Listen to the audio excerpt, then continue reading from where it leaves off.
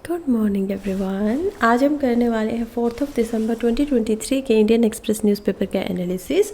और आज की जो पहली खबर है वो ऑफ कोर्स यहाँ पे कल संडे का दिन था और पूरी जो 4 जनरल असेंबलीज़ हैं उनके इलेक्शन यहाँ पे हुए थे 4 स्टेट्स में लोकसभा जनरल असेंबली 2024 के लिए। और वो जो 4 स्टेट्स थी उनके इलेक्शन के रिज़ल्ट यहाँ पे आ गए हैं। एक और स्टेट में वो इलेक्शन हुए थे मिजोरम के अंदर, जिसकी काउंटिंग आज होगी मंडे को, और उसका रीज़न हम जानेंगे कि क्यों होगा। चलिए पहले देखते हैं एमपी मध्य प्रदेश एक स्टेट यहाँ पे थी। दूसरी स्टेट की बात करें तो वो थी आपकी राजस्थान।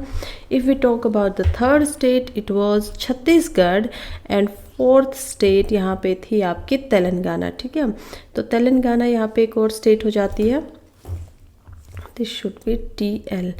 और आपकी फिफ्थ स्टेट है मिजोरम। मिजोरम का अभी तक कोई डाटा नहीं आया है, बट ठीक है, इसका भी इलेक्शन हुआ था तो हम लोग जान लेते हैं कि क्या बात यहाँ पे रही है। पहली बात, एमपी में क्या रिजल्ट रहा है। एमपी में रिजल्ट रहा है कि अप्रोक्सीमेटली 48.55% से, और यहाँ पे आपको सीट्स मिली हैं 163। तो इतनी सीट्स के साथ बीजेपी यहाँ पे मध्य प्रदेश में जीत चुकी है। राजस्थान की बात की जाए तो राजस्थान के अंदर आप देखेंगे 115 सीट्स होने पर, जो कि INSC और सभी को अलग अलग 70 सीट्स तक ही मिल पाई थी। तो वहाँ पे जो कि राजस्थान में टोटल 199 सीट्स हैं वहाँ के लेजिस्लेटिव असेंबली के पास, तो उसमें से 115 सीट्स लेने पर यहाँ पे बीजेपी फिर से जीत गई है। छत्तीसगढ़ की बात करें तो अगेन छत्तीसगढ़ का रिजल्ट भी कुछ ऐसा ही रहा है। छत्तीसगढ़ में टोटल असेंबली सीट्स हैं 90 और उनमें से 54 सीट्स के साथ फिर से बीजेपी 3 स्टेट में जीत चुकी है।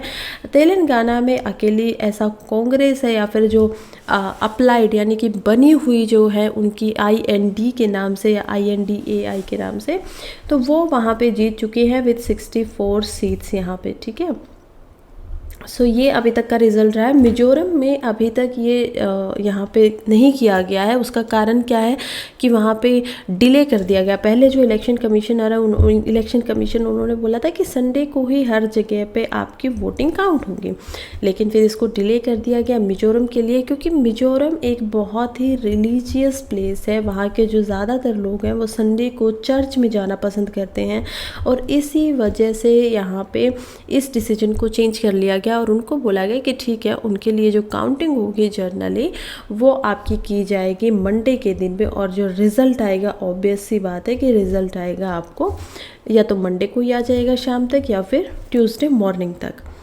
चलिए, first page is all about that. Second page पे या फिर एडिटोरियल पेज पे हम चले जाते हैं, जो कि पहला एडिटोरियल लिखा गया है सुहास पालेशिखर के द्वारा। क्या बोल रहे हैं, Modi in the state, BJP 3 state victory shows PM personal dominance, electoral contest, farmers opposition in challenge. तो कह रहे हैं कि कैसे जब हम स्टेट्स की बात कर रहे हैं ना, when we are talking about state election, तो बीजेपी का जो फंडा है, कांग्रेस का जो फंडा था वो था वेलफेयर के अबाउट की कौन कौन सी स्कीम्स आई हैं, क्या क्या काम हुआ, उन सभी की वो बातें कर रहे थे। लेकिन जब बीजेपी के ऊपर सवाल आता है तो बीजेपी का एटलीस्ट इन 4 में से 3 स्टेट ऐसी देखी गई हैं जिनके अंदर उनके जो स्टेट के हेड होने वाले हैं या CM होने वाले हैं उनको बिल्कुल काउंटर कर दिया गया।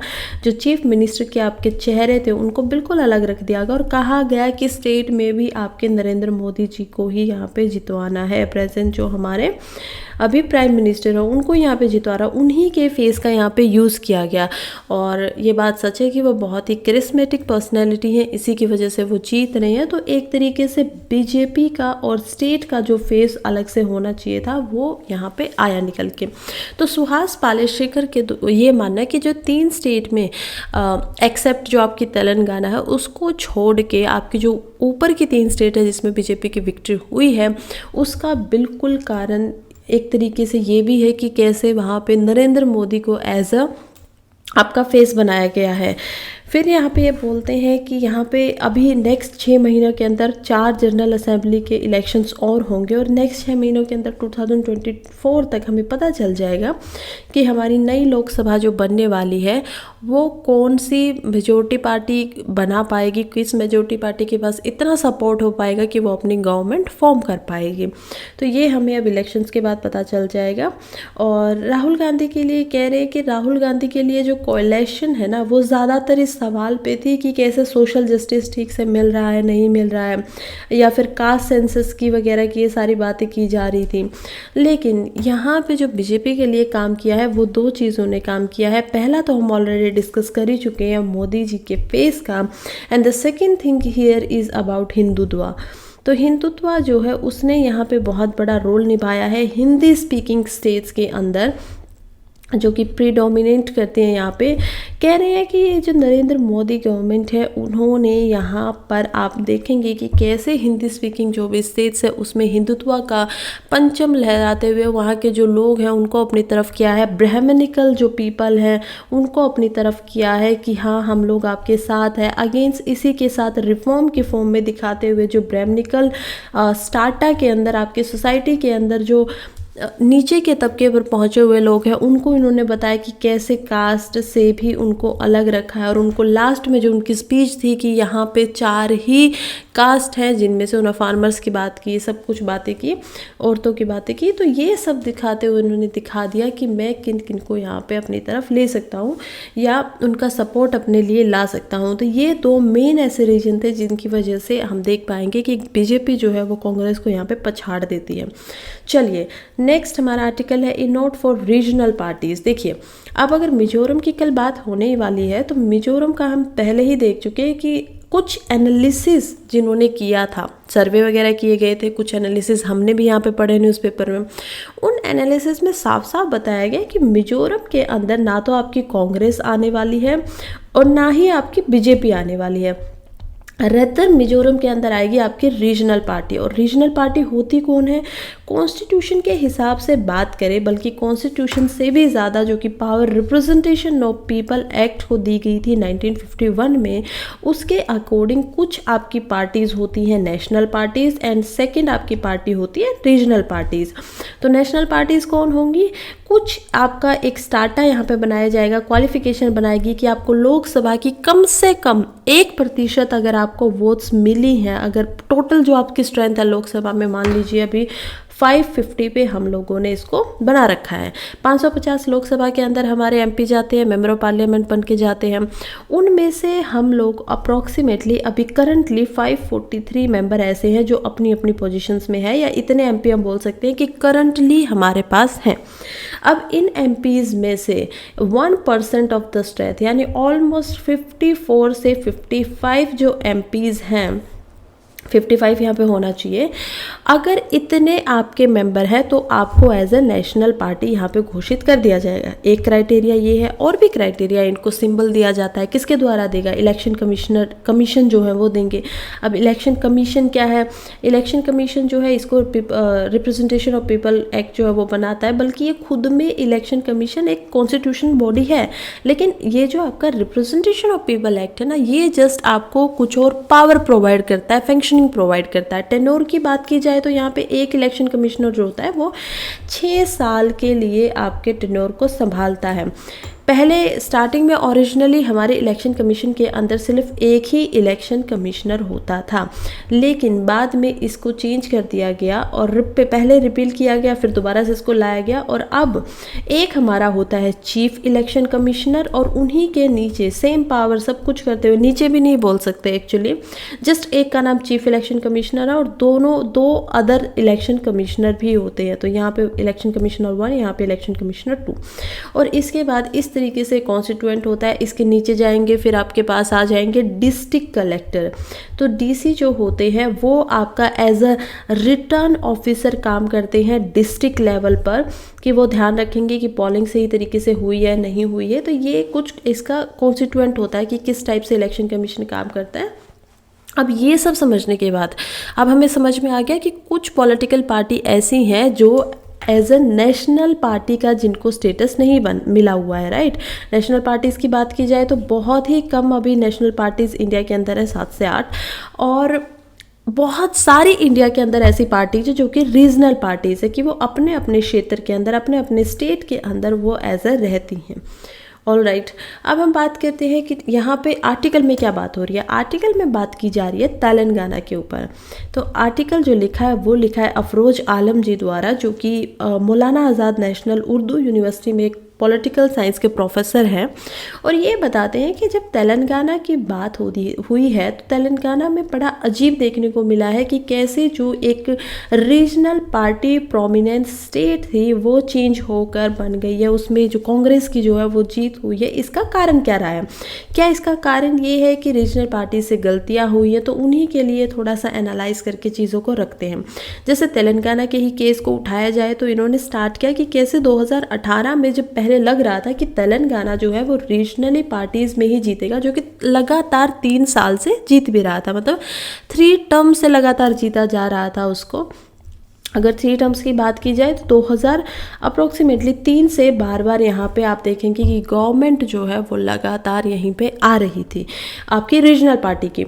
लेकिन फर्स्ट टाइम बहुत लंबे समय के बाद लोगों को पहली बात तो ये था कि कहीं ना कहीं जो एमएलएस थे रीजनल पार्टीज़ के, उनका जो बिहेवियर था या फिर उनकी जो डिसफंक्शनैलिटी थी, जो लोग चाहते थे उनसे वो लोग प्रोवाइड नहीं कर पाए और इसी वजह से कहीं ना कहीं लोगों ने अपना सपोर्ट पीछे खींच लिया। दूसरा रीजन यहाँ पे है कि एक चेंज को लाना ह्यूमन टेंडेंसी है। हर ह्यूमन, ऐसे तो नहीं कह सकते कि हर इंसान चेंज को पाके बहुत खुश रहता है, लेकिन after some amount of time most of the people won't change, at least in politics. और यही ठीक भी माना गया है कि आपको पॉलिटिक्स के अंदर जितना जल्दी हो सके उतना बदलाव करते रहना चाहिए, पार्टीज वगैरह चेंज होती रहनी चाहिए। इसी से जो लोकतंत्र है, डेमोक्रेसी है, वो आपकी ज़्यादा ठीक रहेगी। क्योंकि पहले ही एरिस्टोटल बोल के जा चुके हैं कि power corrupts a man and absolute power corrupts a man absolutely. तो पावर यानी कि शक्ति जो है वो आदमी को भ्रष्ट बनाती है, लेकिन अगर आप उसको पूर्ण शक्ति दे देंगे ना, बिल्कुल उसमें सारी पावर छोड़ देंगे, तो फिर वो और भी ज़्यादा उसको भ्रष्ट बनाएगी। इसी वजह से ठीक है, एक इंसान को लाइए, उसके बाद उनको चेंज करते रहिए। और यही कुछ सिनेरियो लोगों की जो सोच है उसमें तेलंगाना के अंदर भी दिखाई दिया है। और यही कह रहे हैं कि कैसे जो BRS जो कि तेलंगाना की एक रीजनल पार्टी थी, भारतीय राष्ट्रीय समिति, वो पर्टिकुलरली नोटिसेबली दिखाई दे रहा है कि कैसे जो वहाँ के MLA हैं उन्होंने अपनी क्रेडिबिलिटी को खो दिया है, जो विश्वास लोगों का उनके ऊपर था उसको उन्होंने खो दिया है। और यही एक कारण दिखाई दिया है कि रीजनल पार्टी से लोग दूर हो गए, BRS से दूर हो गए।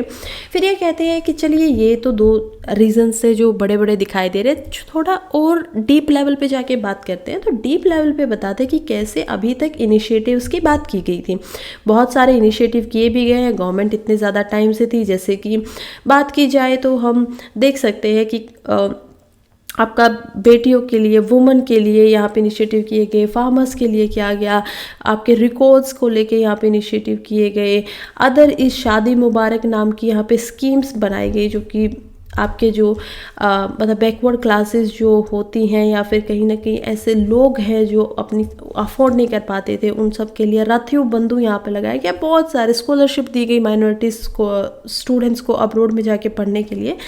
लेकिन इन सब के बावजूद भी यहाँ पे कहीं ना कहीं जो एरोगेंस दिखी है या गवर्नेंस का जो स्टाइल ठीक नहीं रहा। अब गवर्नेंस क्या होती है? गवर्नमेंट होती है आपका जो मेजोरिटी के साथ पावर में आते हैं, और गवर्नेंस होती है जो एडमिनिस्ट्रेशन के साथ आपको इम्प्लीमेंटेशन का काम दिया जाता है। ठीक है, कि अब मैंने स्कीम बना के यहाँ तक दे दी है, अब नीचे से नीचे इस स्कीम को कौन इम्प्लीमेंट करने वाला, तो वो गवर्नेंस का स्टाइल आपका बीच में कोई ज़्यादा अच्छा दिखाई नहीं दिया। और ये एक एरोगेंस या lack of effective political communication जो रही है, जब लोकल ग्रीवेंसेस आई हैं, शिकायतें आई हैं लोगों की और वो नहीं हो पाई हैं, तो ये एक अनसेटिस्फैक्शन का कारण बन गया, लोगों के लिए असंतुष्ट हो गए लोग। यहाँ पे 4th अब रीजन देखा जाए तो 4th जो एक और बड़ा रीज़न है जो कि एक जगह पे दिखाई दे रहा था, अदर रीजनल पार्टीज़ के लिए भी ये सारी चीज़ें कॉमन होने वाली हैं। और इसीलिए ऑथर यहाँ पे लिख भी रहे हैं कि नॉट फॉर रीजनल पार्टीज़, ना कि सिर्फ तेलंगाना की पार्टी के लिए। तो 4th यहाँ पे है जो सबसे कॉमन है कि आपका कहीं ना कहीं मेजर जो लीडर होता है ना, उसके फेस की यहाँ पे कमी रह जाती है, कि लीडर के फेस की यहाँ पे लेकनेस हो जाती है, या फिर हम कहते तो बहुत ज़्यादा यहाँ पे कमी दिखाई देती है। और ये एक बहुत बड़ी प्रॉब्लम है, जहाँ बीजेपी जैसी पार्टीज़, जहाँ कांग्रेस जैसी पार्टीज़ अपने आप को दिखाई देंगी कि कैसे वो दिखा रही हैं हमें इस बात से कि नहीं देखिए हम आपके स्टेट के अंदर भी आपको पीएम को जिताना है, यही 2024 का इलेक्शन निर्धारित करने वाले हैं, ऐसी बातों की वहाँ पे बातें की जा रही हैं। लेकिन रीजनल जो एक मेजर लीडर होना चाहिए वहाँ का, उसकी यहाँ पे तेलंगाना का एटलीस्ट ऐसा एग्जाम्पल अभी तक आया है, क्योंकि वहीं पे एक रीजनल पार्टी जो नहीं जीत पाई है, और जो कि एक स्ट्रॉन्ग रीजनल पार्टी थी, लगातार पावर से थी, तो वहीं से ये बात आई है।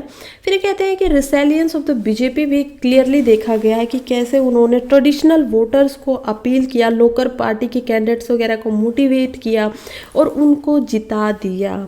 तो जो वोट शेयर था, नंबर ऑफ सीट्स सजेस्ट करती है कि बीजेपी की जो अप्रोच थी ना, वो 3 वोटर्स को यहाँ पे जोड़ने की थी, जो कि पहला था मुदिराज, सेकंड था आपका मुरुनु कापूस एंड थर्ड था मदिगा वोटर्स। कुछ भी याद करने की अभी आप लोगों को ज़रूरत नहीं है कि ये क्या है, जस्ट हमें थोड़ा सा वोटर्स के बिहेवियर को समझना है। मेन स्पेस पे क्वेश्चन आ सकता है, दैट्स इट। ये भी नहीं पूछेंगे कौन किस स्टेट में कौन जीता, सवाल आएगा कि वोटिंग के बिहेवियर से या लोगों में क्या क्या ऐसे इलेक्शन के टाइम लेकनेस रह जाती है, तो ये सब कुछ यहाँ पे आ सकता है। जनरल असेंबली 2024 के इलेक्शन होने वाले, एक क्वेश्चन तो आ ही सकता है, बहुत करंट बहुत रेलिवेंट में रहने वाला है मेंस 2024 के लिए। तो इसीलिए हम बस इसको पढ़ रहे हैं कि जो हमारे फैक्ट्स है, जैसे मैंने यहाँ पे 4 पॉइंट्स को आपको बताया कि क्या क्या रीजनल पार्टीज होती हैं, फिर उनमें से 4 पॉइंट्स क्या है जो उनको पीछे धकेलते हैं। इसी तरीके से हम 5-6 पॉइंट उनके स्ट्रेंथ के लिख सकते हैं, कंक्लूजन बना के रखा जा सकता है। तो ये सिर्फ जस्ट उसके लिए हम देखते हैं कि जब एक एक्सपर्ट जो होता है वो किस तरीके से चीज़ों को एनालाइज करता है, बातें रखता है। चलिए नेक्स्ट हम चलते हैं अपने जो एक्सप्लेन पेज है उसकी तरफ। और एक्सप्लेन पेज पे पहला जो आर्टिकल है वो बात कर रहा है ग्रैंड मास्टर के बारे में। क्या कह रहे हैं कि प्रग जो थे आपके, वो एक ग्रैंड मास्टर बन चुके हैं। अब उनकी बहन विशाली रमेश बाबू भी एक ग्रैंड मास्टर बन गए हैं, इंडिया से ये हैं। दोनों के दोनों चेस के अंदर ग्रैंड मास्टर का टाइटल इन्होंने ले लिया है। ऐसा पहली बार हिस्ट्री में हुआ है कि कोई बहन भाई, दोनों जो बहन भाई हैं वो इस टाइटल तक पहुंच पाए हुए हो। अभी ये पूरा का पूरा ये जो हिस्ट्री है ग्रैंड मास्टर बनाने की, उसके अंदर पहली बार हो रहा है। चलिए देखते हैं क्या होता है ग्रैंड मास्टर की उपाधि। ये जो ग्रैंड मास्टर की उपाधि है ये दी जाती है FIDE के द्वारा। क्या है FID? FID means federation of international chess federation. ठीक है, क्या बात कर रहे हैं कि इंटरनेशनली जो चेस होता है ना, उसकी फेडरेशन जो है वो होती है आपकी FID, जो कि एक फ्रेंच वर्ड है, फ्रेंच नेम है। एक्रोनियम इसका बनेगा फेडरेशन इंटरनेशनल दस एचीज, जो कि स्विट्ज़रलैंड के अंदर आपकी ये बॉडी है जिसको गवर्न किया जाता है स्विट्ज़रलैंड के द्वारा। और ये एक ऐसी बॉडी है कि चेस का जैसे इंटरनेशनल होता है, मान लीजिए ओलंपिक होता है, राइट, बहुत सारे गेम्स के लिए वो सबसे बड़ी एक टूर्नामेंट होती है। इसी तरीके से यहाँ पे भी बहुत बड़े बड़े और कॉम्पिटिशन्स को जीते हुए धुरंधर यहाँ पे आते हैं, वो आपस में आपके साथ में एक कंपटीशन करते हैं और उसके बाद जो यहाँ पे विजेता बनता है वो बन जाता है ग्रैंड मास्टर, जो कि सबसे बड़ा खिताब है चेस की दुनिया के अंदर। तो ये जो खिताब है यूजुअली ये लाइफ टाइम के लिए मिलता है और लाइफ टाइम के लिए आप एज अ ग्रैंड मास्टर रहते हैं। यदि आप कभी भी कोई चीटिंग या फ्रॉड में ना फंसे तो तब तक ये आपसे नहीं लिया जाता है। तो ये इसके बारे में कुछ और बातें थी। फिर ये कहते हैं कि क्वालिफिकेशन क्या है। क्वालिफिकेशन की बात की तो स्टैंडर्ड रेटिंग होनी चाहिए किसी भी ग्रैंड मास्टर के लिए। कम से कम आपने 2500 प्लस आपकी जो रेटिंग है वो अचीव कर लेनी चाहिए चेस के गेम में जाते हुए। और इसके बाद भी आपके परफॉर्मेंस पे ज़्यादातर ये मायने रखेगा कि किस तरीके से आप परफॉर्म कर रहे हैं। 9 राउंड आप किसी के साथ खेलेंगे, अलग अलग उसमें ओपोनेंट्स होंगे, फेडरेशन की कंट्रीज़ होंगी अलग अलग, और उनके साथ जो जीतेगा वो ये टाइटल अपने साथ, अपने देश, अपने घर लेके चला जाएगा। तो ये था ग्रैंड मास्टर के अबाउट। नेक्स्ट हम चलते हैं Mizoram, how are polls schedules decided. तो ठीक है, मिजोरम की बात की जाए तो हमें पता है कि कैसे मिजोरम के अंदर वो डिले कर दिया गया। कारण क्या है? चर्च में लोग बहुत जाते हैं, रिलीजियस है। ये कहते हैं कि पोल की डेट्स वगैरह डिसाइड करता कौन है। पोल की डेट डिसाइड करने की बात करें तो हमें पता है ECI ये करता है, इलेक्शन कमीशन ऑफ इंडिया करता है, जिसके अंदर 3 इलेक्शन कमिश्नर्स हैं और जिनको अपॉइंटमेंट शायद मैंने ऊपर नहीं बताया। देखिए, कभी भी किसी भी कॉन्स्टिट्यूशनल बॉडी का अपॉइंटमेंट करना होता है तो हमें ये बात पता होनी चाहिए कि जो अपॉइंटमेंट की जाती है कोई भी गवर्नमेंट के अंदर, वो की जाती है प्रेसिडेंट के द्वारा, because he is head of the state. अगर ये स्टेट के हेड हैं तो सारे जो भी एग्जीक्यूटिव के नाम होते हैं तो वो इनके नाम से किया जाता है, right, head of the state. और जो प्राइम मिनिस्टर होते हैं वो होते हैं आपके हेड ऑफ द गवर्नमेंट। तो प्राइम मिनिस्टर, यही फ़र्क है। तो प्रेसिडेंट यहाँ पे चीफ इलेक्शन कमिश्नर को अपॉइंट करते हैं, उसके बाद जो चीफ इलेक्शन कमिश्नर है उनके साथ एडवाइस लेके और फिर यहाँ पे अपॉइंट किया जाता है आपके जो अदर इलेक्शन कमिश्नर्स हैं उनको। तो चलिए, ये भी जो, अच्छा, ये भी मैं आपको एक और बात बता देती हूँ कि जो अदर इलेक्शन कमिश्नर्स होते हैं, देखिए, चीफ इलेक्शन कमिश्नर को हटाना है तो आपको एटलीस्ट स्पेशल मेजोरिटी, या जैसे एक सुप्रीम कोर्ट के जज को या हाई कोर्ट के जज को हटाया जाता है उस तरीके से ही आप इनको हटा सकते हैं। आप कैसे हटा सकते हैं? पहली बात तो आपको एक इंक्वायरी करवानी पड़ेगी। पहली बात तो आपको एक रेजोल्यूशन पास करवाना पड़ेगा लोकसभा के अंदर या राज्यसभा के, इधर हाउस में करवाया जा सकता है। उसके ऊपर कुछ साइंस होने चाहिए अराउंड 50 लोगों के, तब स्पीकर उसको अपने अंदर लेगा। दूसरा यहाँ पे होगा कि फिर उस रेजोल्यूशन के होने के बाद कि हमें इलेक्शन कमिश्नर को, चीफ इलेक्शन कमिश्नर को यहाँ पे हटाना है या सुप्रीम कोर्ट के जज को हटाना है, इसके बाद स्पीकर इसको लेने के बाद एक इंक्वायरी बिठाएगा और यहाँ पे वोटिंग भी होगी। इंक्वायरी में सब कुछ ठीक आ जाता है कि हाँ उनकी गलतियाँ थी, ठीक है। उसके बाद यहाँ पे स्पेशल मेजोरिटी चाहिए। अब स्पेशल मेजोरिटी क्या चाहिए? 2/3 of the member present and voting, जो कि प्रेजेंट भी हैं, वोट भी कर रहे हैं, और जितने टोटल स्ट्रेंथ है, पहले तो ये कंडीशन होनी चाहिए, और जितनी टोटल स्ट्रेंथ है, मान लीजिए 243 यहाँ पे 250 है ना स्ट्रेंथ, 243 अगर उसमें से लेंगे तो इफेक्टिव मेजोरिटी बन जाएगी। तो 250 में से 51% की यहाँ पे भी मेजोरिटी आनी चाहिए, जो कि ऑब्वियसली आई जाती है क्योंकि 2/3 यहाँ पे माना गया है। तो ये दो कंडीशन अगर पूरी होती हैं तब ही आप किसी को हटा सकते हो। अब बात करते हैं कि मैम आप बार बार चीफ इलेक्शन कमिश्नर ही क्यों बोल रहे हैं? क्या इस रिमूवल के अंदर, जबकि बात सैलरी सब कुछ तीनों इलेक्शन कमिश्नर्स की सेम है, तो फिर क्या उनको ऐसे नहीं हटाया जाता? देखिए, कॉन्स्टिट्यूशन के अंदर सिर्फ और सिर्फ आपके चीफ इलेक्शन कमिश्नर के बारे में बात की गई है, क्योंकि ओरिजिनली मैं आप लोगों को बता चुकी हूँ कि जो इलेक्शन कमिश्नर था वो सिर्फ एक होता था। अब क्योंकि ये जो 2 अलग इलेक्शन कमिश्नर हैं, इनको under his seal, hand and seal, president ने नियुक्त किया है अपने हाथ के अंदर, अपने जो सील होती है उसके अंडर में, तो इसी वजह से इनको हटा भी सकते हैं प्रेसिडेंट खुद ही। अब इनके लिए ये प्रोसेस नहीं होगा जो मैंने आपको अदर बताया, उनके लिए ऐसा प्रोसेस ना तो रिप्रेजेंटेशन ऑफ पीपल एक्ट करके कोई अमेंडमेंट करके बना दिया गया है, ना ही आपका यहाँ पे हम देख पाएंगे कि अलग से कुछ और यहाँ पे लिखा गया है संविधान के अंदर। तो इसी वजह से इनका रिमूवल ऐसा नहीं होता। शॉर्ट सी चीज़ है, प्रीलिम्स के लिए पता होनी चाहिए। स्टेटक का एक छोटा सा हमने रिवीजन कर लिया, मैंने बता दिया क्या क्या मोटी मोटी चीज़ें क्या क्या होती हैं। अब हम बात करते हैं इलेक्शन कमीशन की मिजोरम के अंदर। अब ये जो सारे काम होते हैं ना, आपको कोई भी इलेक्शन करवाना है तो उसकी डेट से लेके, वोटिंग से लेके, टाइप से लेके, वोटर्स के रजिस्ट्रेशन से लेके, ये सारे काम करवाए जाते हैं इलेक्शन कमीशन के द्वारा। क्या पहली बार ऐसा हो रहा है कि मिजोरम के अंदर जो डिले देखा गया वो पहले ऐसा नहीं हुआ है? बहुत बार हुआ है ऐसा, पहली बार नहीं हो रहा है ये। जैसे आप मिजोरम में ही अगर हम बात करें तो 2013 में देखेंगे सेम ऐसी घटना हुई थी कि संडे का दिन वहाँ पे काउंटिंग के लिए आ गया था, फिर उसको चेंज कर दिया गया था मंडे को। फिर हम बात करें तो राजस्थान के अंदर ऐसा हुआ है। राजस्थान में हम देखेंगे कि कैसे राजस्थान के अंदर जो इलेक्शन था वो 2 दिन पहले होना था, लेकिन फिर 2 दिन डिले कर दिया गया था, डेट जो थी उसको रिवाइज कर दिया गया था। और इसमें इनको कोई खास रीज़न वगैरह देने की भी यहाँ पे ज़रूरत नहीं होती है। डिफरेंट रीजंस की वजह से ऐसा इलेक्शन कमिश्नर के जुरिस्डिक्शन में बिल्कुल आता है कि वो इसको कर सकते हैं। चलिए, नेक्स्ट हमारा आर्टिकल है, जो कि पहला ऐसा आर्टिकल है जो अभी इलेक्शन से रिलेटेड नहीं है, वो है आपका what is all India judicial service, why it has failed to become a reality. क्या बात कर रहा है कि देखिए अभी इनॉग्रेशन किया गया था द्रौपदी मुर्मू जो हमारे प्रेसिडेंट हैं उनके द्वारा, जब कॉन्स्टिट्यूशन डे के सेलिब्रेशन हो रहा था तो सुप्रीम कोर्ट में उन्होंने एक एड्रेस दिया था, ठीक है, उन्होंने एक स्पीच दी थी। अब मैं आप लोगों से पूछूंगी, कब से मैं आप लोगों को पढ़ा रही हूँ कि कॉन्स्टिट्यूशन डे होता क्या है। तो कॉन्स्टिट्यूशन डे जो होता है वो होता है आपका 26 नवंबर। अब ये हर साल होता है तो यहाँ पे डेट डालने की ज़रूरत नहीं है, लेकिन स्टार्ट हुआ था, कब से हुआ था, 2015 से स्टार्ट हो रहा है। 2015 से 26 नवंबर को ये किया जाता है। क्यों किया जाता है? क्योंकि उस दिन हमारा कॉन्स्टिट्यूशन पूरा बन गया था और उसके बाद जो प्रीएम्बल था उसको भी यहाँ पे अडॉप्ट कर लिया गया था। हालांकि कमेंट्स नहीं किया था, इनेक्ट नहीं किया था, लेकिन अडॉप्ट कर लिया गया था 26 नवंबर 1949 को। तो उसी के उपलक्ष्य में यहाँ पे अब हम लोग क्या बनाते हैं, आपका कॉन्स्टिट्यूशन या संविधान दिवस को बनाया जाता है। फिर आप कहेंगे मैम फिर रिपब्लिक डे 26 जनवरी को क्यों मनाया जाता है? वो भी तो कॉन्स्टिट्यूशन के लिए मनाया जा रहा है ना कि हम रिपब्लिक हैं। बिल्कुल सही बात है।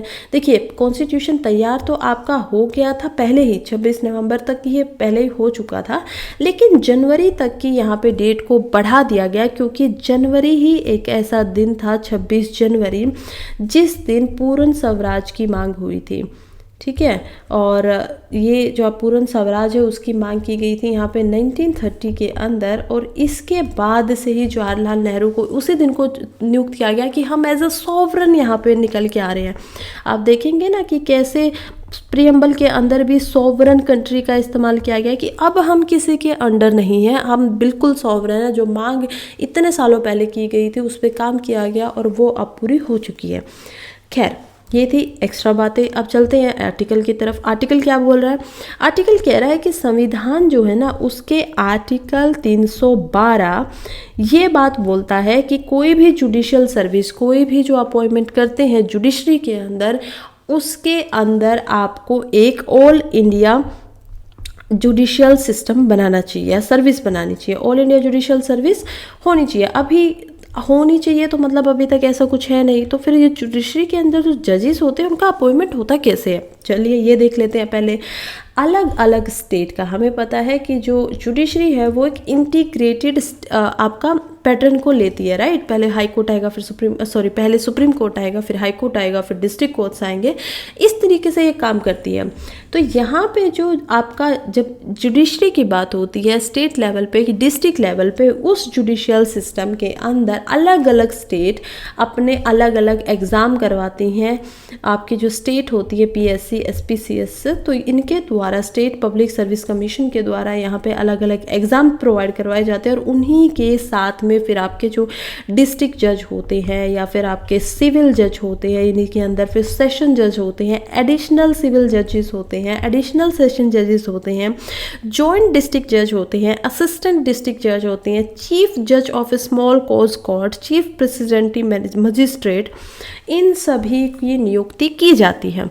अब सेंटर का क्या बोलना है? सेंटर का बोलना है कि जब संविधान के अंदर ये दिया हुआ है तो अब आप लोग इसको सेंट्रल क्यों नहीं बना रहे हैं? क्योंकि हम लोग जो है वो फेडरल पॉलिटी को तो रखते हैं, लेकिन हमारी जो जुडिशरी है वो एज अ फेडरल नहीं है, इस तरीके से वो इंटीग्रेटेड है, पावर उसके अंदर है।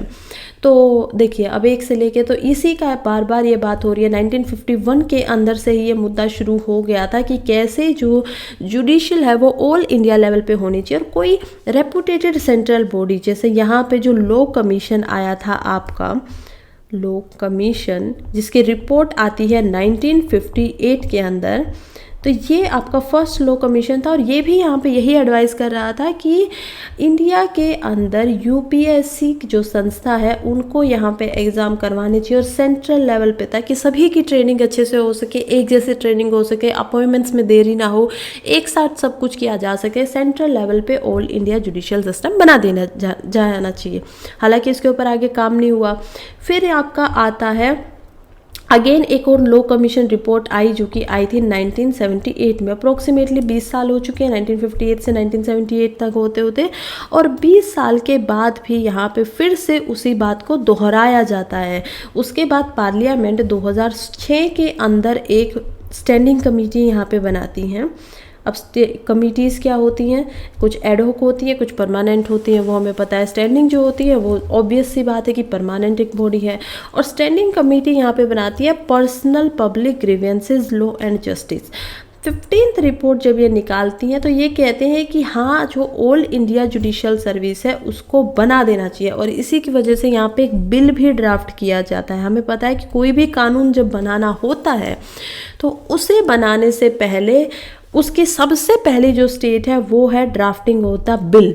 वो बिल कहलाएगा आपके, जब तक वो आपकी पार्लियामेंट में है, लोकसभा में है, जब तक सभी लोग उसको पास ना करते, मेजॉरिटी ना दे दें, और उसके बाद वो बन जाता है एक्ट। ठीक है, तो ये डिफरेंस होता है बिल और एक्ट के अंदर।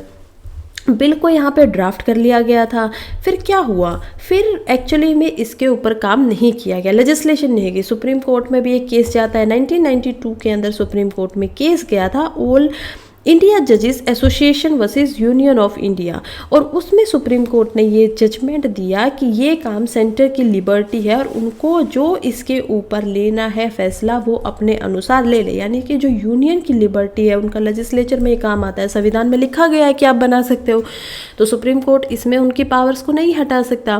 तो इसलिए वो कहता है कि जिसको जो निर्णय लेना है वो अपने अकॉर्डिंग ले सकते हैं। फिर 2017 में सुप्रीम कोर्ट खुद से एक सुओ मोटो लेता है। देखो सुओ जहाँ पे आप देखेंगे उसका मतलब समझ जाइए सेल्फ। ठीक है, सेल्फ से रिलेटेड है, लैटिन वर्ड है। जैसे सुसाइड होता है तो उसमें भी से देखेंगे कि सेल्फ को साइड करना यानी कि मौत वगैरह से रिलेटेड। तो इसी तरीके से यहाँ पे जहाँ पे भी आप सुओ देख पाएंगे वहाँ पे आप देख पाएंगे कि बात हो रही है सेल्फ से, कि खुद से सुप्रीम कोर्ट एक जगह पे जाता है, खुद से इस इशू को बात करता है कि डिस्ट्रिक्ट जजेस को सेंट्रल सेक्टर का एक मैकेनिज्म होना चाहिए। और इसी में जो सीनियर एडवोकेट है सुप्रीम कोर्ट में जो कि है एमिकस कुरिये, उनको भी यहाँ पे, एमिकस कुरिये क्या होता है, कुरिये होता है स्पेशलाइजेशन होना किसी मैटर के अंदर, तो वहाँ पे इनका भी ध्यान दिया जाता है, उनको भी ये नोट करवाया जाता है कि कैसे जो मेरिट लिस्ट होनी चाहिए उसी के अकॉर्डिंग हाई कोर्ट के जो इंटरव्यूज़ हैं उनको होल्ड करना चाहिए। अभी स्टेट में क्या होता है, स्टेट में होता है कि जब भी आपको किसी डिस्ट्रिक्ट कोर्ट के जज को लाना होता है तो उस समय पे आपके स्टेट PCSC ने आपका एग्ज़ाम ले लिया, अब आपका इंटरव्यू जो होगा वो करवाया जाएगा किसी हाई कोर्ट के जज के द्वारा, वो वहाँ पे बैठेंगे, प्लस जो SPSC के आपके चेयरमैन है या मेंबर है वो भी वहाँ पे बैठेंगे कमीशन से, लेकिन फैसला जो होगा वो हाई कोर्ट के जजेस को प्रिवेल माना जाएगा, जो उनका फैसला होगा वही रियल में असली फैसला यहाँ पे माना जाएगा।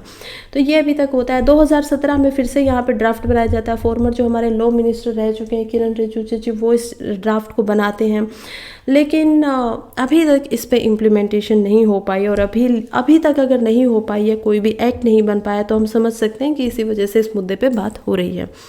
चलिए नेक्स्ट हम चलते हैं वर्ल्ड के ऊपर। Israel strikes refuses camp in north Gaza many killed. हमें पता है कि इजराइल लगातार अब राफा जो सिटी है या फिर आपकी जो और सिटीज़ है जैसे नॉर्थ गाजा के अंदर, साउथ गाजा में आपकी राफा है या फिर खान यूनिश है, तो इन सभी सिटीज़ में दोबारा से हमले कर रहा है। संडे को फिर से एयर स्ट्राइक हुई है, बहुत सारे लोगों की यहाँ पे डेथ हो चुकी है। 15,400 से ज़्यादा लोगों की डेथ ऑलरेडी यहाँ पे हो चुकी है। तो ये डाटा अभी तक सामने आया जा चुका है। चलिए नेक्स्ट हम चलते हैं last article of the day, that is about economy. GS paper 3 के लिए आपका है, क्या कहते हैं कि क्या MPC जो है रेपो रेट को चेंज करने वाली है। तो सबसे पहले जान लेते हैं रेपो रेट होता है क्या। रेपो रेट जो है वो एक मैकेनिज्म है, या हम कह सकते हैं कि एक टूल है RBI के पास, जो कि एक तरीके से प्रोटेक्टर है इकोनॉमी का। अभी हम पॉलिटी की बात कर रहे थे, पॉलिटी में सुप्रीम कोर्ट की बात आई थी। हमें पता है कि किस तरीके से सुप्रीम कोर्ट संविधान का एक तरीके से प्रोटेक्टर है, गारंटर है। ठीक है, उसी तरीके से RBI को बनाया गया था, जो कि 1930 के अंदर ही बन चुका था। और 1930 में इसको एक्ट ऑफ गुड, मतलब कि जो आपका गवर्नमेंट का एक्ट आया था 1935, तो उसी के अंदर इसको एज अ हेड बनाया गया कि फाइनेंस के ऊपर काम करे, देख ले। ऑलराइट। और उसके बाद RBI जो है उसकी पोजीशन हमेशा से अब तक यही रही है कि वो सेंट्रल बैंक है, रिजर्व बैंक ऑफ इंडिया है। उसका काम है कि वो पूरी इकोनॉमी को अच्छे से प्रोटेक्ट करे, संभाले। और उसी को संभालने के लिए, किसी चीज़ के लिए अगर आपको कोई चीज़ संभालनी है तो आपको कुछ यंत्रों की ज़रूरत पड़ेगी, टूल्स की ज़रूरत पड़ेगी, उसको बार बार अगर उसमें कोई खराबी आती है तो ठीक करने के लिए। उसी तरीके से, बिल्कुल सही समझे आप, उसी तरीके से अगर इकोनॉमी में, अर्थशास्त्र में जो है कोई समस्या आ जाती है, बीच में मार्केट में आते हैं, तो उसको ठीक करने के लिए आरबीआई के पास कुछ यंत्र हैं, कुछ टूल्स हैं। उन्हीं में से एक टूल है आपका रेपो। रेपो रेट क्या होता है? रेपो रेट होता है कि जब आरबीआई जो लोन्स लिए जाते हैं बैंक्स के द्वारा आरबीआई से कि हमें कुछ समय के लिए इतना पैसा चाहिए, ये बताइए कितना हम रख सकते हैं, उसको उस पर कितना इंटरेस्ट जो है वो आरबीआई लगाती है। अब बैंक यहाँ से आरबीआई से कुछ पैसा ले रहा है, ऑलराइट, अब बैंक अगर ये पैसा ले रहा है उसको देना पड़ रहा है 4%। अब वो अगर किसी और को ये पैसा देगा और उसने 4% में ही लिया तो उसका तो कोई बेनिफिट नहीं हुआ। उनको भी पैसे कमाने हैं, उनके भी जो कर्मचारी वहाँ पे काम करते हैं उनको भी उनको देना है, उसके अलावा उनको प्रॉफिट भी बनाना है। अब वो मार्केट के अंदर जो है वो देंगे 6% पे कि ठीक है 2% जो आएगा उससे हम अपने खर्चे चलाएंगे और ठीक है, इस तरीके से यही यहाँ पे इसी तरीके से काम करता है। जब भी आपकी महंगाई होगी, जब भी कहीं भी महंगाई होगी, उसी समय पे आरबीआई रेपो रेट को बढ़ा देगा। अब रेपो रेट 4 से 6 हो गया है, तो यहाँ पे आपका जो नॉर्मल बैंक्स के लोन है, नॉर्मल इंडिविजुअल्स के लिए, वो भी बढ़ के 8 हो जाएंगे। यहाँ पे ये 8 हो जाएंगे तो कम लोग 8 को अफोर्ड कर पाएंगे, वो कहेंगे नहीं अभी ज़्यादा महंगा है, इतना इंटरेस्ट नहीं दे पाएंगे, तो अभी के लिए लोन नहीं रहते हैं। इकोनॉमी कहीं ना कहीं जो पैसा है घूम रहा है बार बार महंगाई की वजह से, वो थोड़ा सा कंट्रोल में आएगा, और इसी वजह से यहाँ पे होता है आपका रेपो रेट। तो अब आते हैं हम टॉपिक के ऊपर। रेपो रेट हमने अच्छे से समझ लिया है क्या होता है। एमपीसी क्या है? एमपीसी होती है मॉनेटरी पॉलिसी कमिटी। अब एमपीसी होती है बेसिकली इन्हीं चीज़ों पे नज़र रखने के लिए कि आरबीआई ने कुछ ठीक से काम हो रहा है नहीं हो रहा है। हमें पता है कि आरबीआई ने उर्जित पटेल जी जो हमारे गवर्नर थे, उन्होंने एक नया सा आपका एक कहीं ना कहीं फॉर्मूला बनाया था, जो कि था कि इन्फ्लेशन रेट को हमेशा 4 से 6% पे ही आप रखिए। इससे कम अगर 2 जा रहा है तो ठीक है कोई बात नहीं, but 4 is the most good, ठीक है, 2 to 6 तक रखिए। 4 अगर इकोनॉमी में रहता है तो वो इंडिया की ग्रोथ के लिए भी बहुत अच्छा है, और इतना रहना चाहिए, क्योंकि अगर आप बिल्कुल मंदी में चले जाएंगे, कुछ काम ही नहीं हो रहा है, तो ग्रोथ भी नहीं होगी।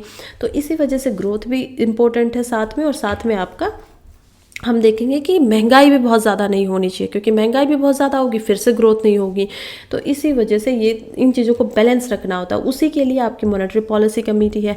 अब मॉनेटरी पॉलिसी कमेटी का क्या काम होता है? मॉनेटरी पॉलिसी कमेटी के अंदर एक्चुअली में 6 मेंबर्स है। जो 3 मेंबर है वो होते हैं गवर्नमेंट की तरफ से, और 3 मेंबर जो होते हैं वो होते हैं आरबीआई में खुद से। तो आरबीआई के चीफ जो है, या फिर हम कह सकते हैं गवर्नर है, जो कि अभी शक्तिकांता दास जी हैं, वो भी यहाँ पे अभी एज अ मेंबर हैं। ऑलराइट, तो शक्तिकांता दास भी यहाँ पे मेंबर होंगे मॉनेटरी पॉलिसी के, और जो 3 गवर्नमेंट के मेंबर होंगे वो अलग होंगे, ऑल्दो इसमें फाइनेंस कमीशन नहीं, फाइनेंस मिनिस्टर नहीं होता है। चलिए, अब अभी अगर मान लीजिए ये एक रूल्स में लिखा गया है कि अगर लगातार 3 क्वार्टर मतलब क्या हुआ, आपका एक क्वार्टर होता है, कल ही समझा चुकी हूँ, 3 महीने का, तो 9 महीने, अगर लगातार 9 महीने तक महंगाई जो है वो इस निर्धारित सीमा से ऊपर चली जाती है, तो इस मॉनेटरी पॉलिसी को जो भी इन्होंने स्टेप लिए, क्यों गए, कारण क्या था, ये सब प्रोवाइड करवाना होता है गवर्नमेंट को इसकी जानकारी इन्हें देनी पड़ेगी। इसके अलावा तो क्या ये सिर्फ 9 महीने बाद मिलते हैं? नहीं, 9 महीने बाद नहीं मिलते, ये हर महीने अप्रोक्सीमेटली हर 2 महीने में एक बार मिल ही लेते हैं। तो इनके लिए मैंडेटरी होता है कि ये साल में कम से कम 4 बार मिले। ऑल्दो ये मिल 6 बार लेते हैं वो अलग बात है, लेकिन मैंडेटरी है 4 टाइम्स कम से कम मिला जाना चाहिए। और अब मॉनेटरी पॉलिसी समझ में आ गई, या सारा काम समझ में आ गया, रेपो रेट समझ में आ गया। अब आर्टिकल पे चलते हैं। आर्टिकल क्या पूछ रहा है? आर्टिकल कह रहा है कि क्या जो अभी हमारी मॉनेटरी पॉलिसी कमेटी है, क्या वो अभी रेपो रेट को कम करेगी? प्रेजेंटली रेपो रेट 6.5% है। अब अगर ये 6.5%, और नॉर्मल सी बात है कि बैंक्स का जो इंटरेस्ट रेट होगा वो थोड़ा सा इससे ज़्यादा होगा, तो क्या कह रहे हैं कि क्या अभी वो कम करने वाली है? देखिए, एनालिसिस्ट का बोलना है कि अभी तक ऐसा कुछ दिखाई तो नहीं दे रहा है, क्योंकि अभी देखिए वैसे तो हमारा जो रिसेशन है, हमारा जो इन्फ्लेशन रेट है वो ठीक है, बैलेंस आ गया है। जो आपका कंज्यूमर इंडेक्स प्राइस होता है, ये सब कुछ CPI जो होते हैं, ये सब कुछ ठीक है, आ गए हैं कंट्रोल में। लेकिन अभी भी यहाँ पे सवाल है जो कि है आपका फूड इन्फ्लेशन का। बार बार फूड के अंदर वोटेलिटीज़ दिखाई दे रही हैं, बार बार अलग अलग आप देखें, कभी प्याज महंगा हो रहा है, कभी टमाटर महंगा हो रहा था। तो इस तरीके से ये जो महंगाई है, जो इन्फ्लेशन रेट आप देख पा रहे हैं, ये डिफरेंट रीजन से है। कोई वेदर की रीजन से है, कोई ग्लोबली जो अभी भी घटनाएं हो रही हैं, वॉर जैसी है, ट्रेड नहीं हो पा रहा है, तो बहुत सारे रीजन्स की वजह से, इसी वजह से लग रहा है कि मॉनेटरी पॉलिसी जो मिलेगी अभी वो शायद रेपो रेट को चेंज ना करे, ना बढ़ाए ना घटाए। ऐसा हो सकता है, पॉसिबल है, ऑल्दो ये खुद मॉनेटरी पॉलिसी नहीं कह रही है, जिस सम इकोनॉमिस्ट का ऐसा मानना है। फिर यहाँ पे होती है 3 तरीके की आपकी स्टैंस। जब कोई भी स्टैंस आरबीआई लेती है तो अकोमोडेटिव होता है, मॉडरेट स्टैंस होता है आपका, या फिर टाइट स्टैंड होता है, जिसको होक होता है, मतलब अलग अलग डेफिनेशन के हिसाब से देखा जाए। तो अकोमोडेटिव जो स्टैंस होता है वो होता है थोड़ा सा जो काम आपने किया है उसको आपने अनचेंज छोड़ दिया, ठीक है। अकोमोडेटिव स्टैंस जो होता है आरबीआई का, जैसे आप देखिए रेपो रेट को घटा लेंगे तो क्या होगा, मॉडरेट हो जाएगा कि आपने कम कर दिया। और रेपो रेट को आप ज़्यादा बढ़ा देंगे तो और ज़्यादा टाइट कर दिया आपने, तो उस तरीके से काम होगा। अकोमोडेटिव होता है बीच का, कि आपने रेपो रेट को अनचेंज छोड़ दिया, आपका जो स्टैंड लिया आपने, जो स्टांस आपने लिया है वो ठीक है कि हम कुछ नहीं करना चाहते अभी के लिए, ठीक है, बिल्कुल इसी हिसाब से काम आगे होना चाहिए। तो ये एक आपकी एडिशनल इन्फॉर्मेशन थी। इसके अलावा इस आर्टिकल में कुछ भी और अलग नहीं था। आई होप आप लोग अच्छे से समझ पाए होंगे। Thank you so much for being here, अभी तक जो भी यहाँ पे बना हुआ है, और पढ़ते रहिए, आगे बढ़ते रहिए। बहुत बहुत ऑल द बेस्ट। ऑलमोस्ट 155 दिन आपके प्रीलिम्स के बचे हुए हैं, तो बहुत बहुत all the best. Thank you.